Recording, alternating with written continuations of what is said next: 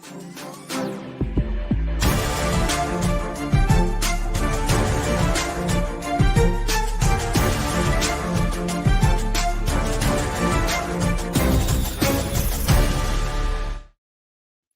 everybody. Welcome to the RotoWire Fantasy Football Podcast for Week 16 recap. Jeff Erickson here with Chris Liss. As always, we are brought to you by WynnBET. Thanks to WynnBET for their exclusive sponsorship all throughout the season for all of our gaming products. Chris, how was your Week 16? Looked like you were having a good time at a Boxing Day party, enjoying the splendors of Europe. Yeah, these British guys, I know. British guy and his wife had a big party. Not a big party, but a little party. He's like a serious chef, made these like Wagyu steaks and smoked some cigars and had some scotch. It was pretty nice. It was chill, but I was just kind of like looking into the games. I had a laptop with the Red Zone channel open, and we were playing pool, and they were playing doubles pool. Doubles pool is terrible. So whenever I would go and usually miss, I would then go watch some games, and then when it was my turn, I would leave, take a shot, go back, watch the game. So that's how I did. Yeah, I mean, you could get like 2 shots in a game if you run into a team that's pretty good, or your partner's pretty good, or something like that. So that I don't particularly care for that either, but that's what you do sometimes when it's just a crowded area there. But I got you on that. Yeah, exactly. Yeah, so it was actually a pretty good week for me. I think one of the big takeaways for me is, well, I mean, besides COVID changes everything in a lot of cases. Like the Ravens were clearly the team that was racked more by COVID problems than the Bengals. Bengals miraculously have like 1 COVID case, whereas the Ravens are starting guys off the street and then the secondary, and it obviously showed. Although Burrows tore him apart in Baltimore earlier too. He has over 900 yards against them this year, but and their defensive coordinator kind of said something that was not necessarily wrong. It was an unforced error. They're asking him, like, are you going to run the are you going to double Chase? Because Chase killed him last time, and they did something special for Rodgers and Adams last week. He goes, well, Adams is the best receiver in the league, and Chase is good, but he's not number 2. And the quarterback, Burrow's not getting fitted for a gold jacket just yet, like Rodgers. All things are true, but why say stuff like that? It was like, okay, we'll give him this bulletin board material here. And they asked him after the game, were you thinking about it? He goes, maybe. He goes, it just didn't need to be said. And that's why he was throwing in the fourth quarter. And anybody that's got Burrow in fantasy is like, yeah, keep it going. That's fine. So it was funny. There was a lot made about the Bengals throwing in the fourth quarter. But the thing is, Josh Johnson was good. The Ravens were moving the ball all game. The Bengals defense wasn't that great. But, the Ravens secondary is just gone, obliterated. Their top corners are hurt. The next guys were on COVID. Their best remaining guy, Everett, got hurt early in the game. And it was just all over after that. Yeah, if you went against Higgins and Burrow, you were toast. And Burrow, what a monster game. 525, 11 rushing yards, 4 touchdowns. And Higgins had such a monster game too. I made the Ravens my best bet. Well, I mean, I thought it was either Lamar or Huntley. But as you said, it wasn't really Josh Johnson that was the problem. Was they couldn't stop Bengals at all. Even Mixon had a huge game. Mixon is like the running back 2 or 3. It's like Eckler, there's Taylor, and there's like either Eckler or Mixon next.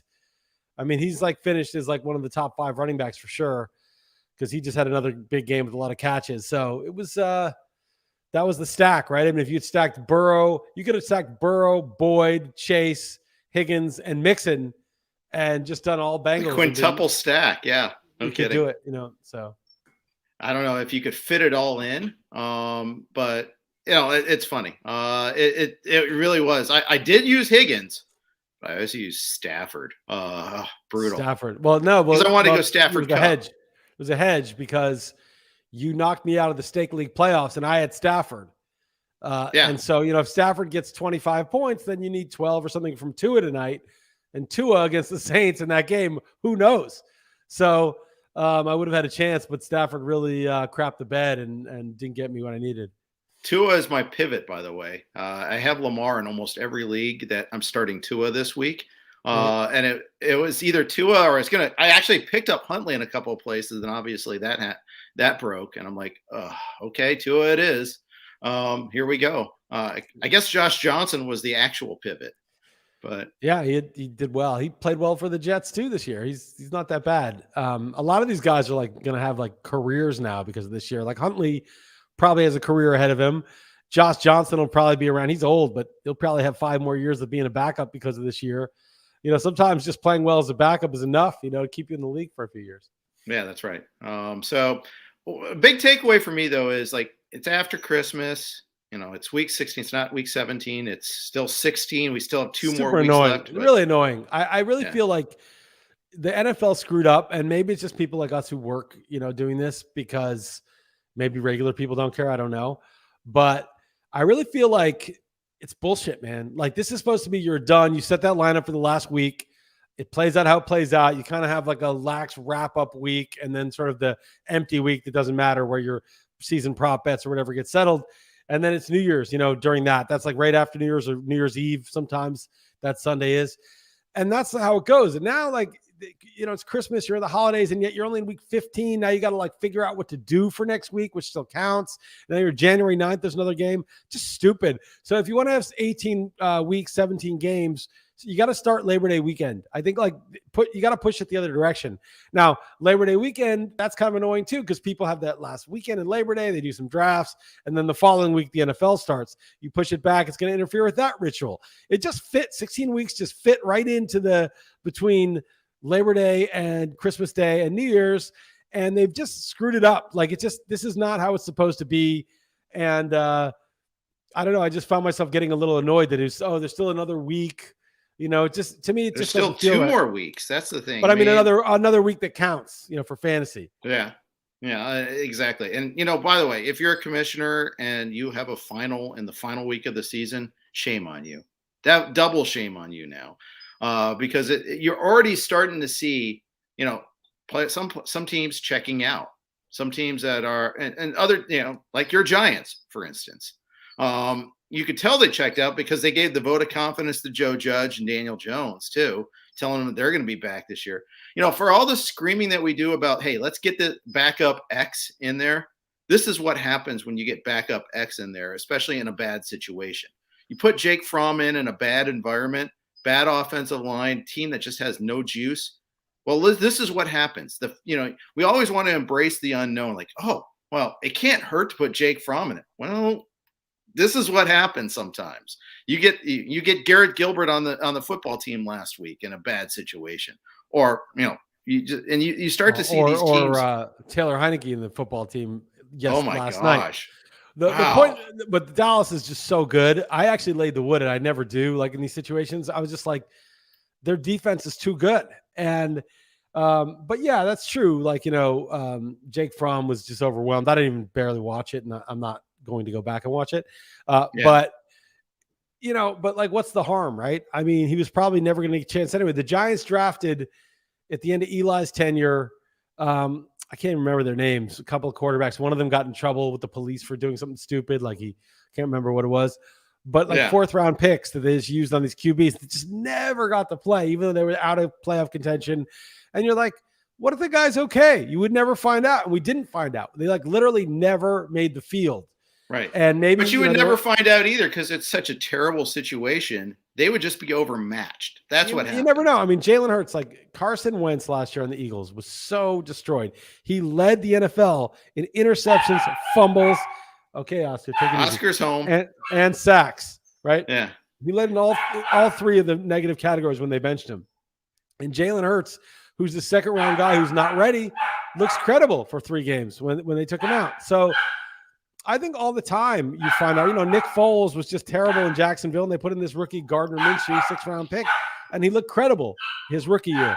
And so, I just think like you never really know, and you got to let those guys play, even if more often than not it's going to be, the Jake Fromm situation. Yeah, it could be. You're right, and I just think environment is so important for these guys. I mean, even for Tom Brady, it's important. Even for the best quarterbacks, it's important. Oscar, stop barking. All right. So, wow, that worked. Good job. I'm impressed. Second. Exactly there. But hey, it does matter a lot. So we see that. Before we move on, continuing to break down the week. A quick note from our friends at WinBet. If there's one thing we appreciate here at RotoWire, it's making good decisions, and even more so, making the right decision. Listen up, folks. I have an incredible offer for you with RotoWire's newest partner, WynnBET, the premier digital casino and sportsbook app. WynnBET is now the exclusive sponsor for RotoWire's fantasy podcast. WynnBET brings you all the latest action with a user-friendly interface, moneyline bets, boosted parlays, over-unders, round robins, live betting, and so much more at your fingertips. Want a break from sports betting? Head into WynnBET's digital casino and take a spin on roulette, double down on blackjack, slam the slots, or try your hand at baccarat. WynnBET is currently available in 7 states: Arizona, Colorado, Indiana, Michigan, New Jersey, Tennessee, and Virginia, while rapidly expanding. At WynnBET, the possibilities are limitless. WynnBET is currently offering all RotoWire listeners a risk-free bet up to $500 on your first wager. Download WynnBET now. That's WYNNBET. WynnBET, the exclusive partner for RotoWire's fantasy podcasts. Jeff Erickson, Chris Liss here. It is fantasy playoff time. It's a lot of things going on. Stake League, you and I were playing each other. I'm in the semis in the RotoWire, or the finals of my RotoWire Invitational League, and semis the RotoWire Vegas League that you were and I were in. In the semis of another expert league, all that. So you're starting to see this.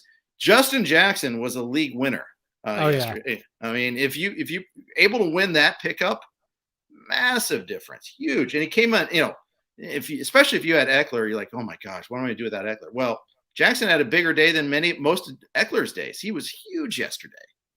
So even better, I'm in the FSGA semifinals. Now I'm in the finals. And the guy I was playing had Justin Jackson on his bench. So that was nice. He picked him. I looked to pick him up. I was like, oh, maybe I'll pick up Justin Jackson. Eckler's out.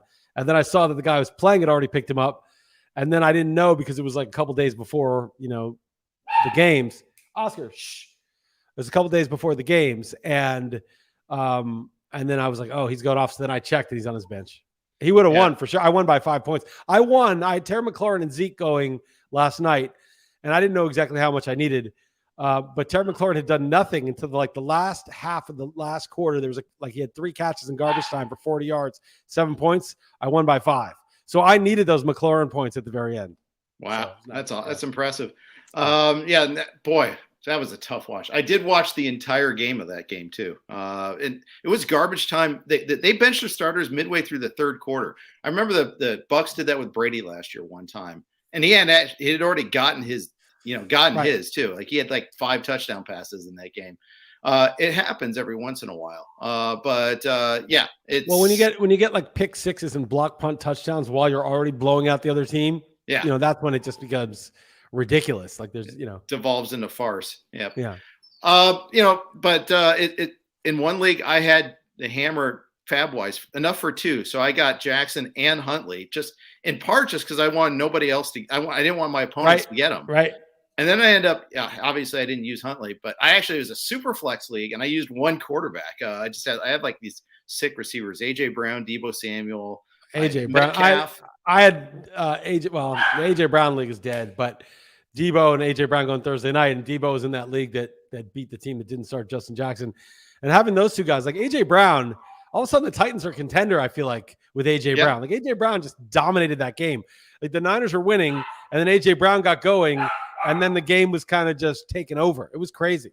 Yeah, well, and Jimmy G took over in a negative sort of way. That's true. That's true also. But here's another thing. We're yelling about why isn't Trey Lance out there? Well, maybe it's because they fear he's going to go pull a Jake Fromm on him, But the one time we saw Lance, it was against Arizona with a bunch of other, on the road and with other starters out. I mean, I understand why he struggled, and there are some growing pains. Also, they traded up to get Jake Lance at 3 in the year they contended, versus Jake Fromm was given to them for nothing. So hold on, one sec, hold on, just keep talking. Yeah. So, it's interesting. So, but they made a pretty good case for Jimmy G to get benched. I mean, the Niners are in trouble. They are. The Niners lose one more game, they're out of the playoff hunt probably. So, the whole thing is you can see why head coaches go with the known though. That I think that's my point more than anything is. Jimmy G played well until this game, but the problem with Jimmy G is he's just a guy. JG, right? Jared Goff, Jimmy G. They're all the same. Jimmy G, Jared Goff. If circumstances are good, they're pretty good. If circumstances are bad, they're bad. And most quarterbacks, that's what the deal is with them, right? There's only a few that make the team good no matter the circumstances. Patrick Mahomes, Aaron Rodgers. Brady is very, very good when things are good. But, you saw him on the Patriots the last couple of years. Like, he wasn't like the guy he is, these 2 years. Most quarterbacks, it's like they're good if the team is good. They're good if the circumstances are good. And people don't want to really realize that because they get confused between the importance of quarterback play and then the importance of the quarterback himself. Quarterback play is obviously incredibly important to winning NFL games, but who the quarterback isn't necessarily the key to quarterback play on a given team. It might be that Tyron Smith is more important. It might be that, the offensive line and, collectively plus a couple of key receivers are important, or the elite tight end is important. It's not always the quarterback that's so important to quarterback play. It often is, but it isn't always. And so I think people get confused and they associate quarterback play with the quarterback himself. And then, they're like, Goff was averaging 8.5 yards an attempt with the Rams when they were the new greatest show on turf. What happened to Goff? It's like, well, the circumstances around him just got a little worse. And then he got exposed for just being a guy that was about as good as his circumstances. And that's like most quarterbacks. And we often make a huge mistake when we think, oh, Baker Mayfield, wow, look, he's really good. And then circumstances change a little with the receivers. And then it's like, wow, this guy's terrible. Or Tannehill, he's really bad. And then circumstances change. We're like, wow, he's really good. It's, most of the time, the quarterback is just like and it depends on which quarterback and which team. It's just like a certain percentage of quarterback play, but it might not even be 50%. It might be like 35% in some cases. Right. And it just shows, though, almost everybody is prone to making a mistake, except for Aaron Rodgers. Aaron Rodgers is like on an island over here. And I know you've been saying all along the writers are going to punish him. I don't think so. I think it's so obvious that he's the MVP. They're going to, I think they have to. That's what punishing looks like, though, right? Like, I know, like, but it's so obvious that Barry Bonds belongs in the Hall of Fame. It's just, how could Barry Bonds, of all players, or Roger Clemens not be in the Baseball Hall of Fame? It's so that is the most obvious. Those two guys are so obviously inner top 5, top 10 ever. Right. Bonds, especially when David Ortiz is going to make it this year. And he was on the Mitchell report. He had right. So, I mean, right. So like that, they punish the guy. It's not punishment if it's a borderline case, because they could have, you could say, well, you didn't belong anyway. When it's like the slam dunk and you don't get it, that's when they send them. That's the message sent. And I think that writers, these kind of guys are very, they have access to grind. They're the kind of guys that are going to do it. And they just don't have a choice. That's the problem. Why don't they have a choice? I mean, there's usually an obvious pivot, right? Cooper Kupp, Jonathan Taylor, so far. Cooper Kupp, I think the Rams are going to get. I think they're going to get Cooper Kupp the yardage record and the catch record. He's got 132 catches with 2 games. Maybe that's a good argument. 10 catches a game, which is what he gets, is 152. He breaks Michael Thomas's record. He needs about 230 yards to break Calvin Johnson's record. They'll get him that if they can. If you break 2 records that are not held in the same year by the same person ever, and you get both the yardage and the catches, and you have 16 touchdowns or whatever, and your team's a contender, and Stafford's had a good year, but he hasn't had an MVP year, that's a pretty strong case. Or Jonathan Taylor, the Colts may end up 11-6. They just beat the Patriots and the Cardinals, right? Unfortunately, Tennessee still won, so they're not going to catch Tennessee. But they may go 11-6 because they've got Jacksonville and the Raiders the last 2 games, I think, the Colts. They go 11-6. Wentz is, average at best, maybe below average. Right.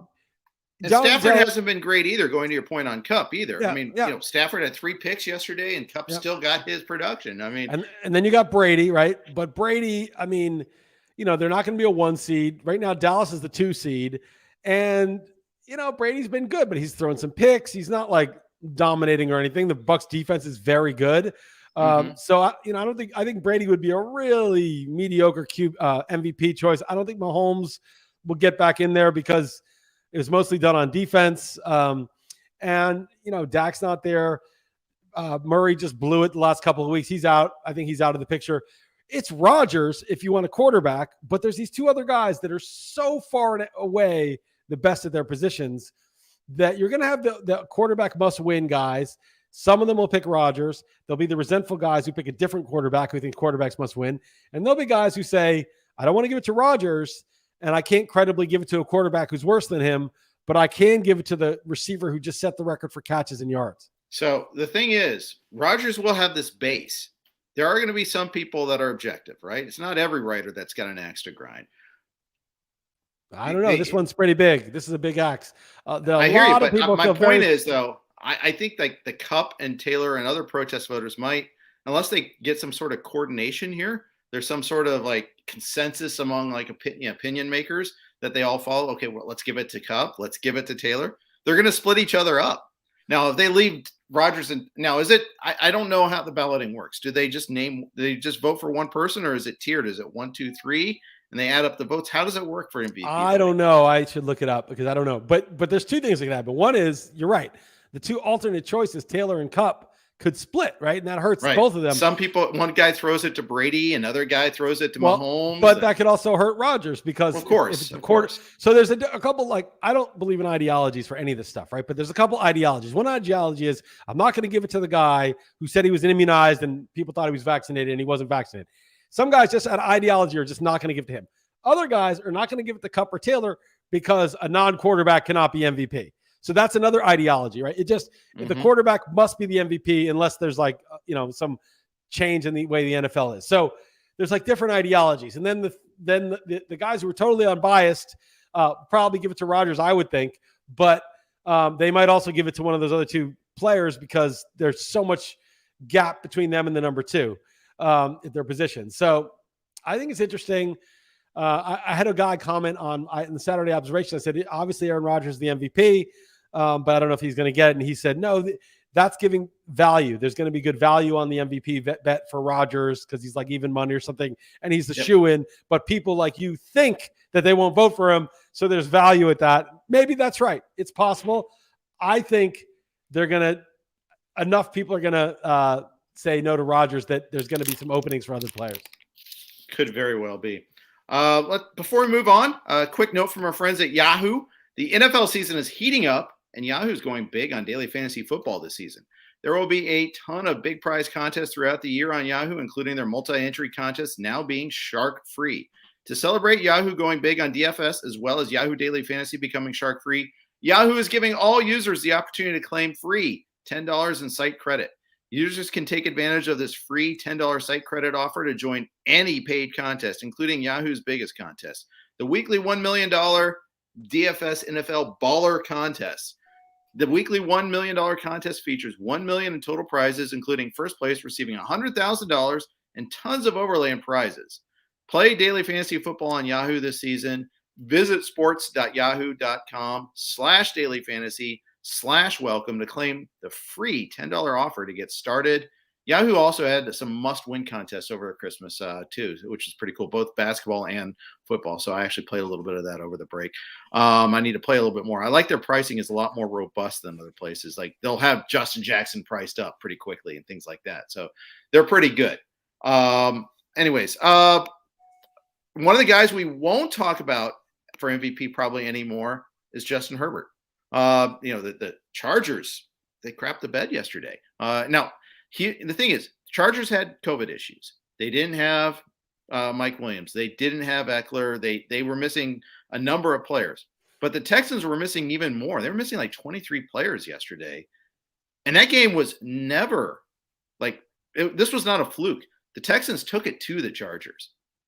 Rex Beasthead could not be stopped. I love Beasthead. Too bad I had him in that Huevos League, but I'm out of the playoffs. And, I see my guys go up. I had Rashad Penny and Beasthead on that team, unfortunately.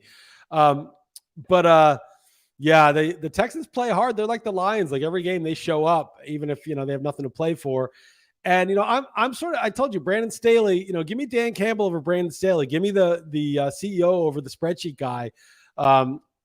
The Chargers are just not consistent. You're right. They had some COVID issues, but Justin Herbert's one of the best young quarterbacks in the game. They should be better. The Chargers never could stop the run. I guess, the spreadsheet guys don't seem to care about that, but tends to matter in these games. And Herbert threw a couple of picks and he put up a lot of yards, but they just never for long stretches got in sync. Like you never saw them just sort of go on a 4-game run where everything was working. They would work for a week and then they'd struggle for a week. And it was funny because, we were looking ahead in Survivor, 2 weeks ago. We were like, we have the Chargers at the Texans. That looks pretty good. And hopefully I like to think that we would have pivoted to the Bengals after the Ravens lost their QBs, but we might not have, and it just goes to show, like, don't look ahead. Don't start planning, ahead of time. I mean, so never plan ahead like that. Well, the problem there are two problems with our thing is one, that Thanksgiving, Christmas made us plan. Well, you had to plan for that. Yes, you had to, true. But then that also made you start to figure out you were horse trading. Like, well, if we use them, then what do we have this week? We have to be careful. And then the other problem was we were so anxious that having a plan felt better, but actually that was a mistake. You just had to deal with the anxiety of week to week making a pick. It feels really good to have your plan mapped out. You're like, okay, we know what we're doing. Every week to have to go over it is stressful. So anyway, Survivor, don't plan ahead. We had to plan ahead on those short slates, but otherwise next year we won't be doing that. Right. By the way, little heads up to David Culley and the Texans staff. I mean, you look at that roster, it's not good. They peeled off some guys during the season. They've got Davis Mills out there, and he's actually showing signs of development a little bit there. They were missing their best receiver, and they're like, no problem. Let's play hard. And they've been blown out a couple of times, but for the most part, they're like the Lions. They're playing hard every week.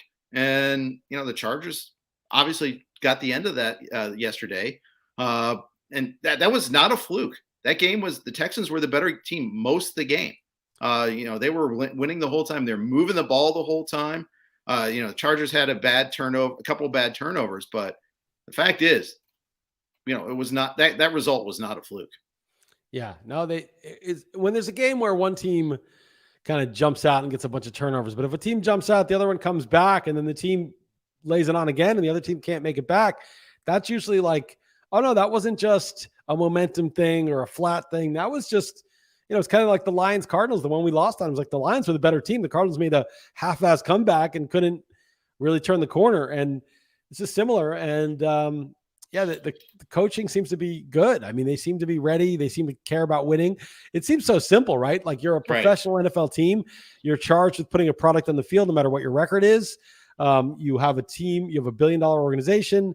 You have whatever professional help, therapists, physical therapists, coaches, chefs, whatever you need to get these elite athlete humans ready to compete against the other ones. There should be no excuses. And we look at these teams like, well, they've got nothing to play for, or look who got hurt or is on COVID. Right. It's like, no, man, like, you're running an organization. There really are other dedicated professionals, who you can get to fill in, and you should act like it, like you're doing something. And when a team does, we're always so surprised, like, wow, the Texans, they really show up, or the Lions, they show up even though they have nothing to play for. And it's like, well, yeah, that's their job. That's what you're supposed to do. And they do have something to play for, and that's their job next year in many cases, these players. Yeah. They have more to play for than you do when you do recreational sports, and you want to play well when you're just playing. Exactly. So yeah. I don't know why it's so surprising, but it's weird that we just act like, oh yeah, they've given up, or the Giants, the Giants are terrible. And they just can't muster that kind of effort anymore. Early in the season, I mean, their quarterback situation is abominable. But early in the season, they were like the Texans and Lions. They would every games were tough. They'd win a couple of games, and now they've just completely fallen apart. Effort wasn't the issue for the Giants, though. It's just they're just abject despair on offense. The defense played hard. I mean, that first half. Yeah, defense is good. I had Philly and Survivor this week. I pivoted actually from the Chargers to the Eagles, and so there were 6 people left in my pool. There are now 2. There's only 2 of us that went to the Eagles. How much money is this one? How much money is this pool? It's not much. It's not much, but it's like it's $20 entry pool. So, and there's like 100 people in it. But I have no misses. The other guy has 1 strike. But the thing is, I was sweating that, and I almost tweeted out I pivoted from the Chargers to the Eagles today, and I'm regretting it, because remember, Hurts looked terrible early on. The Eagles, I mean, they were getting booed. I mean, They were awful early on. We saw Sanders like drop a pass. We had Hurts fumble, almost had an interception in deep in their own territory, got overturned on review. There were bad plays left and right for the Eagles. It was like 3-3 at halftime, and then they blew them out in the second half. Or maybe it was 10-3 at halftime. I forget. I think it was 3-3 at halftime. Anyhow, 3-3. It was 3-3. It was not pleasant and comfortable to watch. And then they just kind of tore away at the end. So, but you see that contrast that to like the Steelers, who completely, utterly no-showed yesterday again. I have never seen a Mike Tomlin coach team give up like this, and they gave up. This was a bad result. The Chiefs had tons of absences with COVID. Yeah. And the Steelers were never in this game. It was 14-0 like that, and it was over.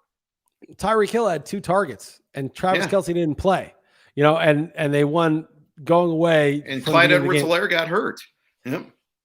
I had Clyde Edwards-Helaire. I got lucky that he scored a touchdown before he got hurt. I also had Miles Sanders in a different league. It's like Miles Sanders, he's really good, but he's never even going to finish a game. If you use him, he will not finish the game.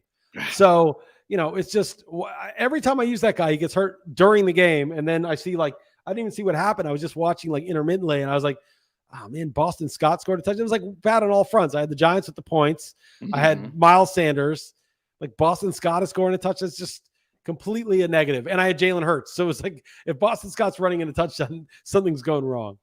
Yeah.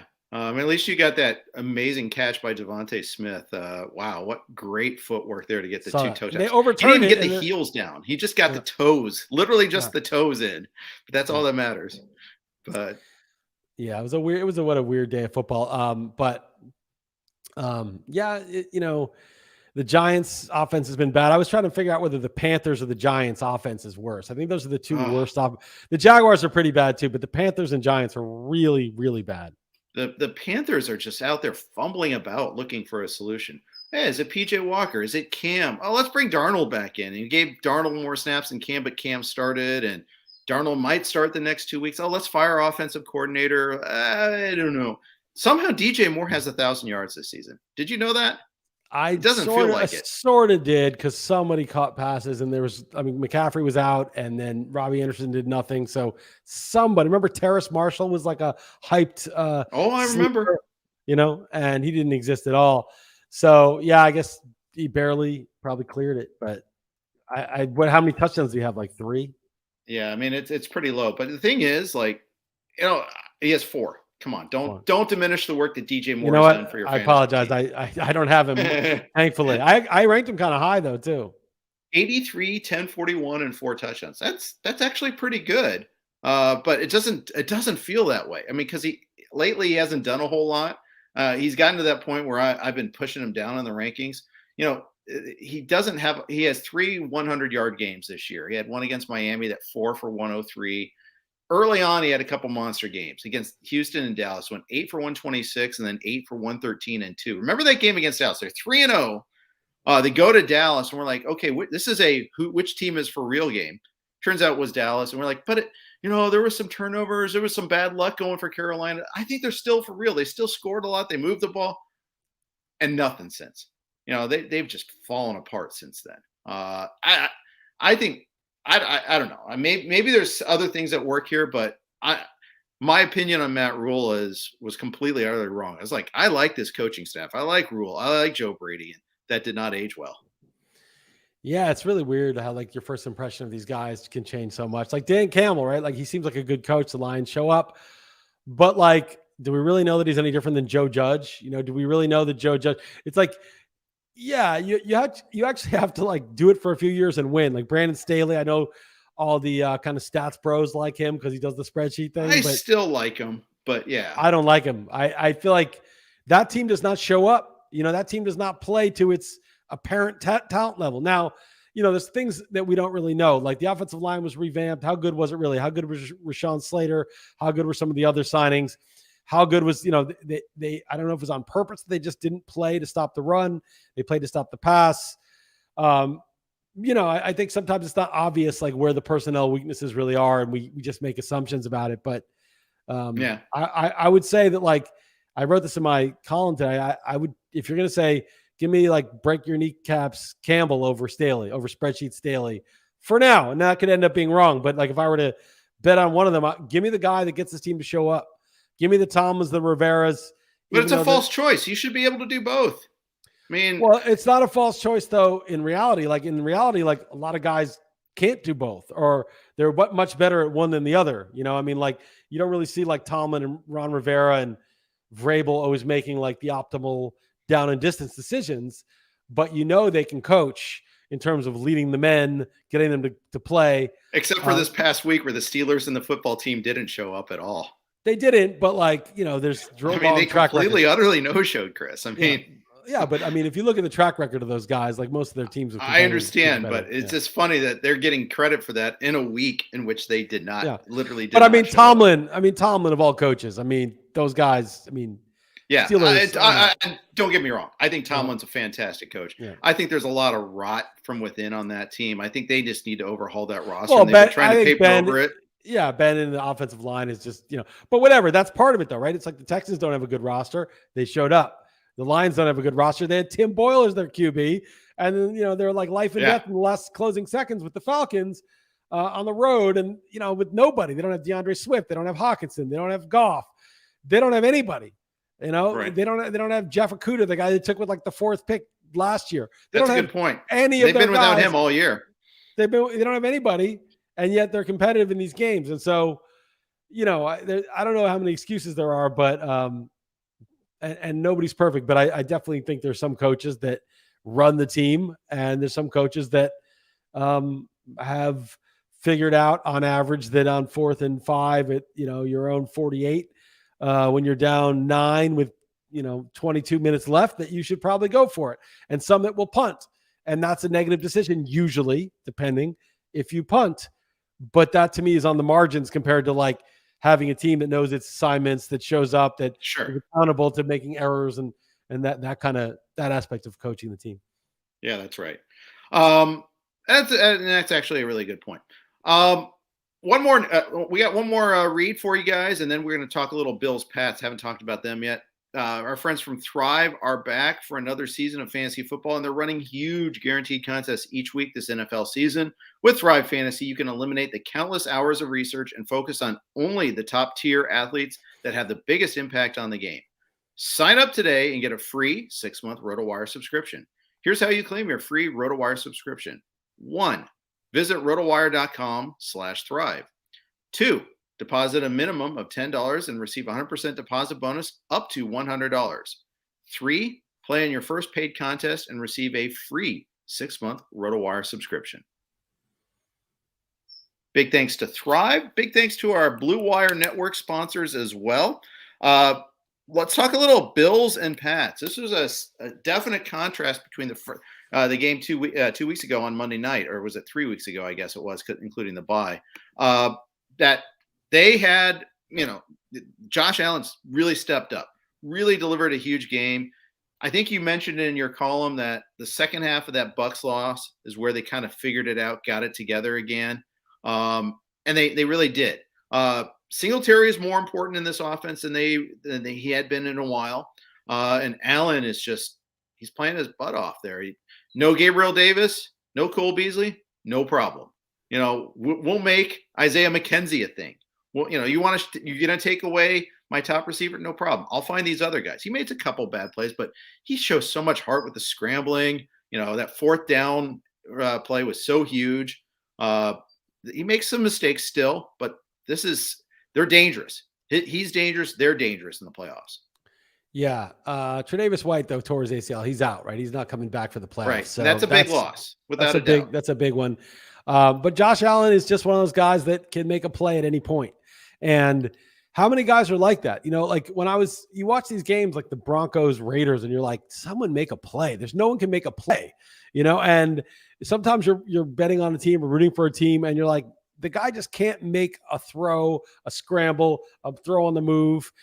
It just doesn't happen. And Josh Allen's one of the handful of quarterbacks that's going to make a play for the team. And he's not going to win MVP, but he's put the Bills there now, I think, a little ahead in the tiebreaker against New England. And that's just a huge win. And the Patriots look like, you know, I took those 4 teams against you, and I still like 3 of them. I've got the Chiefs, Bucks, and Packers. I still think I'm the favorite. But if I were to would trade the Patriots in if I could for somebody. I don't know who, maybe the Rams, maybe the Cowboys actually, and go 3 NFC teams. But the Bills are kind of a dangerous team now. The Chiefs are the obvious favorite. They're going to be the 1 seed barring a collapse. But the Bills, the Colts, and the Titans with A.J. Brown, I think, are the 3 dangerous teams to the Chiefs. I think Bengals are dangerous, but as you pointed out, 3 games in a row is a big ask for them. But any one given game, I think the Bengals are definitely dangerous. Yes, they're dangerous. That offense can go off against anybody. Yeah, they're dangerous to upset somebody, to knock anybody out. And like the Chiefs, like, the Mahomes offense hasn't been the high octane offense. And if it got into one of those games, maybe the Bengals outshoot them, maybe the Bengals knock out. But, the Chiefs are the only favorite, though. There's no other favorites. There's one big favorite that's going to be the 1 seed. And there's a whole bunch of other teams. The Colts have their style. The Bengals are the wide open one. The Titans are, scrappy as hell. And now they have a real weapon that really can't be stopped. And I think those are the teams. Now, the Bills, though, are because of Josh Allen and Diggs and just his ability to improvise. I think that's, the other one in the AFC that could do it. I just don't think like the Ravens, maybe if Lamar miraculously was 100% healthy, they might have something, but their secondary is so decimated. I don't think the Ravens, they may not even make the playoffs, or the Chargers who may not make the playoffs. Right. What about the Dolphins if they get in at 10-7, 9-8? They get in. They're the team that nobody wants to make the playoffs because you don't want to watch them. Right. They've replaced the Bears. The Bears were that team last year, but they can muck it up. They can they can grind out an ugly win. Like Bengals Dolphins, I'd be very uncomfortable with. Right. Well, that's exactly the type of team the Bengals could lose to. Right. Yeah. Easily could happen. By the way, Bengals are going to get a cold dose of reality this upcoming week. They host the Chiefs, so we'll see. It's going to be a really good test to see, okay, I don't know. How legit are you? Because every time the Bengals get high on themselves, the Niners come in, the Chargers come in and beat us. The Browns beat us. I mean, that's the thing. And then we get the Browns in Cleveland to finish, too, so that could be tough also. But, they could finish 9-8 and miss the playoffs. Yeah, they could, and that's the thing. They can't. Don't get too high on your own supply here. Yeah. Save some of those 525 yards for this upcoming week here. You're going to need them, but we'll see. Chris Jones is completely changed, moving the inside, and Melvin Ingram has completely transformed this Chiefs defense. Chiefs defense has been legit for a long time now. Yeah, I mean, if you look at the complete teams, and I still think the Chiefs offense will be able to draw on some of what they can do in the playoffs. Dallas and the Chiefs are like the most complete. Well, the Bucks, if Mike Evans comes back, they lost Godwin, but they have Antonio Brown. The Bucks, Chiefs, Cowboys. And then the Packers are a weird team because I guess their defense is actually good this year. I guess the Packers are still the best team in the league. But it's when you think about the complete teams, Dallas just like everywhere they're good. If Tyron Smith comes back, Dallas really has no weaknesses. Maybe their one weakness is that Zeke is old. Pollard looks great when he runs, by the way. Yeah. But, Zeke looks a little sluggish. But that team is so strong. Their defense is so good. I think Dallas may have like the best defense in the league now that everyone's healthy. Yeah, Dallas is scary. Dallas is really scary. They're like the big fly in your ointment in terms of like playoffs. I think Dallas is better than the Rams. I know, I think, and I trust Dak more than I do Stafford. I trust Stafford. I just don't know. I mean, Kupp has been great, but like OBJ, Van Jefferson, Tyler Higbee, the running backs, I don't know. To me, it's like that team, it's surprising they've been as good as they have. And then on defense, they've got superstars, but like the rest of the team is thin. So the Rams are a weird one. But, there's 4. I think the Cardinals are toast. There's 4 teams in the NFC that are just very, very strong teams. And the AFC's like got one of those teams. There's like 5 total. And then a bunch of guys that are vying, a bunch of teams like the Bengals and Bills that are vying to be one of those teams. It is funny that the Bills and Pats were the number 1 and 2 in point differential heading into last week. Yeah, that is true. Yeah, well, they got to feast on the Jets a couple of times, and feast they did. That was a big part of that there. All right, Oscar's telling us it's time for us to sign off. We've got the XM show coming up in a couple minutes anyhow. But want to thank WinBet for their sponsorship all season long, including this podcast. Chris and I will be back at you again next week and in perpetuity because the NFL season never ends. but No, we'll be doesn't back end. next week for sure. Thanks for listening, everybody. Take care. Have a great day.